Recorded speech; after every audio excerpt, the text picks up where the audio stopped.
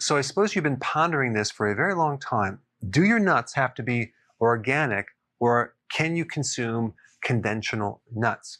Let's talk about it.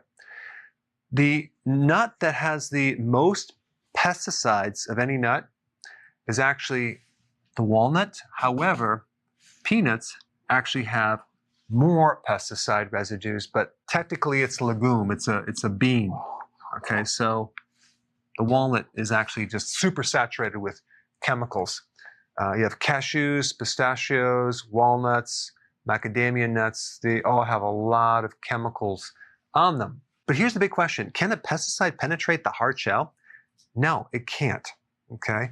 But they are sprayed with pesticides after they're picked and cracked open, unfortunately.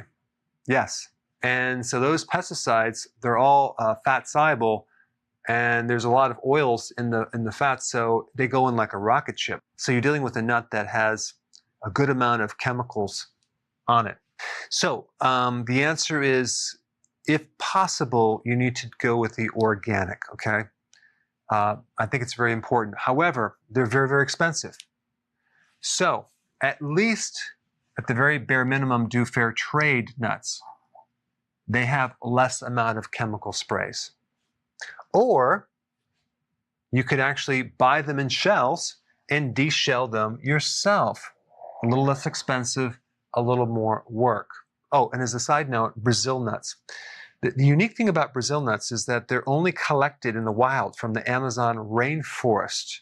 Now, it is true that there's no pesticides in the rainforest, but unless they're organic, they could also be sprayed as well after they crack them open. So by buying more Brazil nuts, you can actually contribute to saving the rainforest a little bit more. So ideally, it's best to go organic. If you can't always do that, make sure you don't consume large amounts. Also, if you're consuming like cruciferous vegetables on a regular basis, the phytonutrients in those vegetables do help reduce the toxic effect from environmental toxicities. As far as peanuts go, I consume the organic Valencia peanuts. You're going to get less pesticides, and you're going to also get less toxins from certain funguses that can grow around peanuts. So I'm going to do a separate video on that. All right, thanks for watching. Before you go real quick, I have a course entitled How to Bulletproof Your Immune System. It's a free course. I want you to take it, and here's why. Here's you. Here is your environment.